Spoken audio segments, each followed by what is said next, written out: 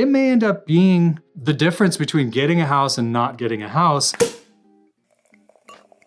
It's an easier, more streamlined experience when we have already vetted through the hundreds of lenders we've experienced in our career and are able to tell you these are the 3, 4, 5 that not only would I work with personally, but do work with personally, when I'm doing my own deals. Getting pre-qualified, getting approved, getting things, lined up and ducks in a row before we get out there and fall in love with a home is a really good idea for you. What we want is to make sure that you're comfortable, able, and willing to pay a certain price so that you don't fall in love with a home you ultimately don't want to buy. So first and foremost, we want to get you connected with one of our friends who also happens to be in the mortgage lending business. You're going to be equipped with a local to Austin expert in terms of what the dynamics of our market are right now. And this is valuable when it comes to competing in a multiple offer situation. Even if you're just up for a house that's special and sort of being held, precious by that seller, they want to know that the person that sends them a letter saying that you're a viable buyer and you're, qualified to buy this home is actually backing that up with reputation, with credibility, and at the end of the day that they'll answer their phone. Our friends in lending do. So this is going to be important when you're going after that dream home.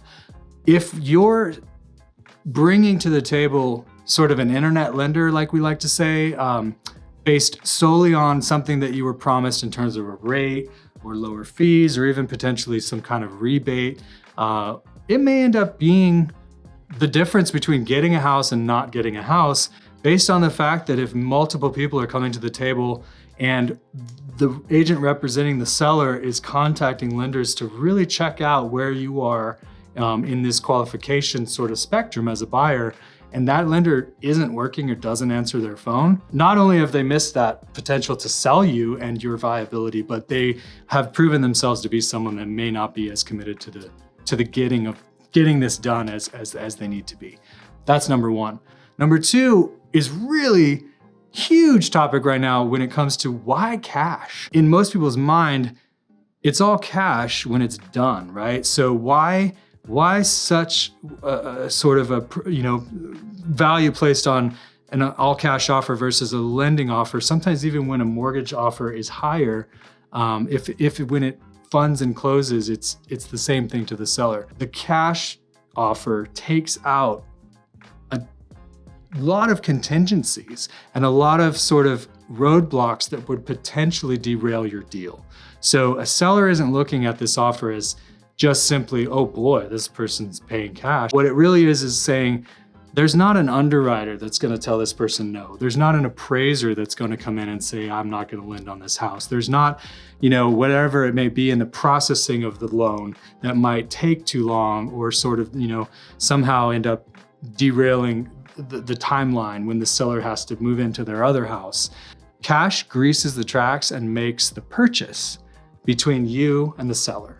So less contingencies. How do we, someone who's not able or willing to bring all cash to the closing, compete with a mortgage financed offer? Working with our group of vetted, trusted, and special local lenders. That's how we compete. This person's going to get you as far along in the process as possible to where you are actually as close to a cash deal as you can be. They're going to coach you through what it means to have an appraisal waiver. They're going to call the listing agent and sell you. They're going to talk about the strength of your qualification and how they've already, pulled credit, verified assets. They're going to level the playing field as much as possible so that you actually do compete with those cash deals. It creates this strength of sort of the chain, right? The chain is as strong as its weakest link. And when you give us this vetted relationship, shorthand, kind of business, capital working relationship with the lenders that we love and trust, we can advocate for you even more and potentially win you that house that 10 other people want. So yeah, reach out. Let me explain more about what goes into that process and why it's really important to think about the service aspect of lending and not just the rate and fees.